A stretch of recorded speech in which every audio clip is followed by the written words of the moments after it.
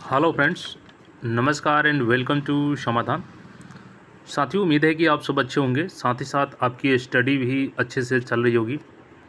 साथियों, जैसा कि बिहार में लगातार आप अपडेट सुन रहे होंगे, बिहार में बम्पर भर्ती होने वाली है और इसको लेकर के सामान्य प्रशासन विभाग पूरे एक्शन मोड में है। आप सभी को पता है कि अभी हाल फिलहाल में केंद्र में चुनाव ख़त्म हुआ है, जो यहाँ पर प्राइम मिनिस्टर का चुनाव होता है। तो यहाँ पे चुनाव में देखेंगे कि काफ़ी झटका लगा, जो अभी सत्तारूढ़ पार्टी है उनको काफ़ी सीटें कम आई उम्मीद से। और चुनाव का एक यहाँ पे सबसे पॉजिटिव चीज़ है कि चुनाव में अब जो मुद्दा है वो रोज़गार का मुद्दा कहीं ना कहीं ये सेटअप हो चुका है। और ख़ास करके बिहार में अगर देखें तो तेजस्वी यादव ने कहीं ना कहीं इस एस्पेक्ट को सभी राजनीतिक पार्टियों के लिए एक मुद्दा बना ही दिया है कि अब आप रोज़गार के बिना चुनाव की बात नहीं कर सकते हैं।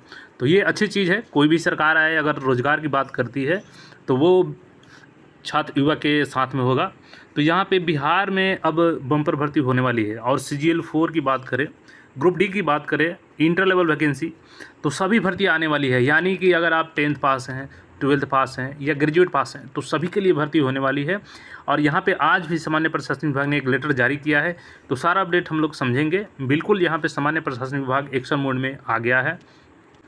अब जैसा कि साथियों, जो बिहार में भर्ती होने वाली है तो इसके रोस्टर क्लियरेंस का काम सामान्य प्रशासन विभाग सभी विभागों को लेटर लिख करके मंगाता है। वहाँ से रोस्टर आता है सामान्य प्रशासन विभाग के पास, और उसके बाद सभी आयोग को, जो यानी कि इंटर लेवल भर्ती हो गई, ग्रेजुएट लेवल की कुछ जो भर्ती हो गई, जो BSSC होती है तो BSSC के पास अधिसूचना भेजी जाती है और वहाँ से नोटिफिकेशन जारी होता है। इसी तरीके से BPSC हो गया, बिहार तकनीकी सेवा आयोग हो गया, और अन्य भर्ती आयोग है जो बिहार में, उसको लेटर भेजा जाता है।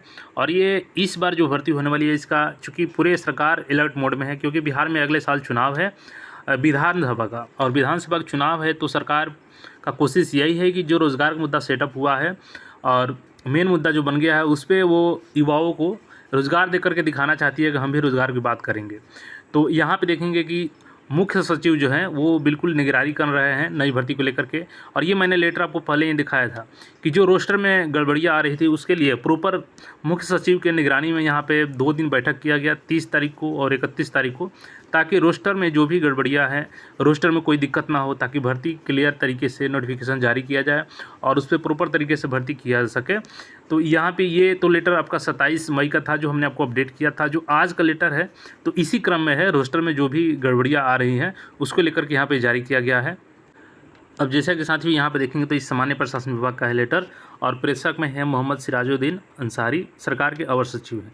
और सेवा में देखेंगे तो सभी यहाँ पे सचिव है, बिहार लोक सेवा आयोग पटना, बिहार कर्मचारी चयन आयोग पटना, बिहार तकनीकी सेवा आयोग पटना, केंद्रीय चयन पर्षद सिपाही भर्ती पटना, विश्वविद्यालय सेवा आयोग पटना, बिहार विद्यालय परीक्षा समिति पटना, और परीक्षा नियंत्रक सभी यहाँ पे लिखा गया है। अब देखिए यहाँ पे बात करें कि CGL 4 की, तो CGL 4 की साथियों भर्ती जो आ रही है और उसका अगर आप तैयारी अच्छे से नहीं कर रहे हैं तो हो सकता है कि आपको दिक्कत हो जाए। क्योंकि देखिए CGL 3 में काफ़ी ऐसे छात्र थे जो काफ़ी कम नंबर से बाहर हुए हैं। तो अगर आप थोड़ा सा भी मेहनत कम करते हैं तो हो सकता है कि आप 1-2 नंबर से छट जाए, और ऐसा चांस फिर आपके पास ना है। क्योंकि अभी इलेक्शन का समय है, इलेक्शन होने वाला है बिहार में अगले साल विधानसभा का। तो अभी जो भर्तियाँ आएंगी फिर अगले साल हो सकता है कि लेट से आए भर्ती। तो जो अभी भर्ती आई है इसमें आप अच्छे से तैयारी करते हैं तो आपका सिलेक्शन यहाँ पे कंफर्म हो जाएगा। CGL के लिए आप यहाँ पे सिलेबस को अच्छे से फॉलो करें। मैंने बार बार सिलेबस बताया है कि 50 रीजनिंग होता है, 25 मैथ होता है, 25 साइंस होता है और 50 जनरल अवेयरनेस होता है। और मैंने इसको कई वीडियो में डिटेल में भी बताया है, तो वहाँ से आप लोग देख सकते हैं इसको। इसी तरीके से ग्रुप डी का भी, चूँकि परिचारी का भी कुछ अभी पदें आई हैं, हालांकि और उसमें पदें आएंगी, थोड़ा सा ये भर्ती CGL 4 के बाद ही आएगा, लेकिन भर्ती आएगा इसका भी। जो भी 10th पास हैं, ग्रेजुएट नहीं है, 12th नहीं है, उनके लिए अच्छा अपॉर्चुनिटी है। और इसमें काफ़ी सीट होगी क्योंकि यहाँ पे 40 से 50 हज़ार के आसपास सीटें जो हैं वो ग्रुप डी में आएंगी। तो इसका भी जब अपडेट आएगा तो आपको अपडेट किया जाएगा, लेकिन सभी पे काम चल रहा है कि भर्ती का यहाँ पे क्लियर किया जाए। अब देखेंगे यहाँ पे तो परीक्षा नियंत्रक बिहार संयुक्त प्रतियोगिता परीक्षा परिषद पटना, और यहाँ पे विषय देखेंगे तो नियुक्ति संबंधी विज्ञापन में प्रयुक्त होने वाले गैर आरक्षित कोटि संबंधी कोड के संबंध में। चूँकि रोस्टर में क्या होता है कि आपको आरक्षण वाइज, यानी कि OBC, यानी बिहार में जैसे BC हो गया, ABC हो गया, और यहाँ पे BC फीमेल हो गया, इसके अलावा EWS फीमेल हो गया, EWS मेल हो गया, जनरल कैटेगरी हो गया, PH कैंडिडेट हो गया, तो सभी के लिए यहाँ पे एक कोड होता है। और अभी क्या है कि वर्तमान में न्यू रिजर्वेशन पॉलिसी इम्प्लीमेंट किया गया है बिहार में, तो जिसमें 75% आरक्षण के नियम किया गया है। लेकिन इसी में क्या किया गया कि जो पहले से पिछड़ा वर्ग की महिलाओं को और WBC को आरक्षण मिलता था, तो उसको न्यू रिजर्वेशन पॉलिसी में यहाँ पे हटा दिया गया है। यानी कि अब पिछड़ी वर्ग की महिलाओं को अलग से जो आरक्षण की व्यवस्था थी वो नहीं मिलेगी।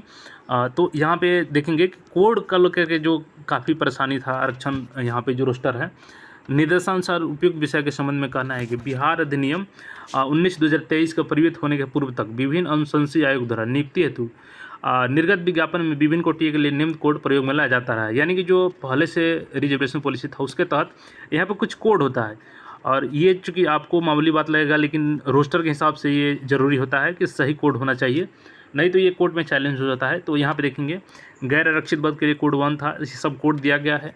तो चूँकि अब हुआ है कि पिछड़े वर्ग की महिलाओं के यहाँ पे देखेंगे तो आरक्षण इनका समाप्त कर दिया गया है। तो आरक्षण 3% जो अलग से मिलता था, इसको समाप्ति के बाद अब इसका जो कोड है पूछा गया है कि इसके जगह पे क्या करें, क्योंकि ये EWS के पहले था कोड। तो अगर ये इसको हटा भी देते हैं तो EWS का 7 करे या 6 करे, इसी में कन्फ्यूजन था।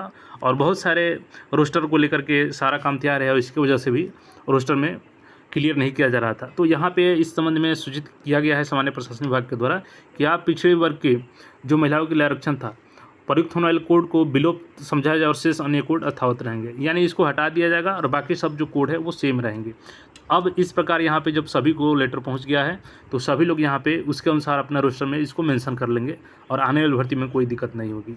तो बिल्कुल यहाँ पे सामान्य प्रशासन विभाग बिल्कुल एक्शन मोड में है और भर्ती बहुत जल्द आप सबके बीच में आएगी। जुलाई लास्ट तक उम्मीद है कि आपका CGL 4 भी आ जाएगा, और CGL 4 एक तरीके से बिहार में मिनी IAS कहा जाता है, और इसमें अच्छा पावर होता है, अच्छा पैसा होता है, सारा चीज़ आपका ऑफिशियली काम होता है इसमें। तो एक बेहतरीन मौका है, आप अच्छे एक ऑफिशियली ऑफिसर लेवल के जॉब पाएंगे, और वो भी मल्टीपल चॉइस क्वेश्चन एग्जाम से, ना इंटरव्यू ना फिजिकल, इसमें कुछ नहीं देना है अलग से, केवल प्री और मेंस होगा, वो भी ऑब्जेक्टिव। तो तैयारी अच्छे से करें। बाकी कोई कमेंट है तो कमेंट करके पूछ सकते हैं। फिर मिलेंगे नए अपडेट में। चैनल पर नए हैं तो चैनल को सब्सक्राइब कर ले। धन्यवाद।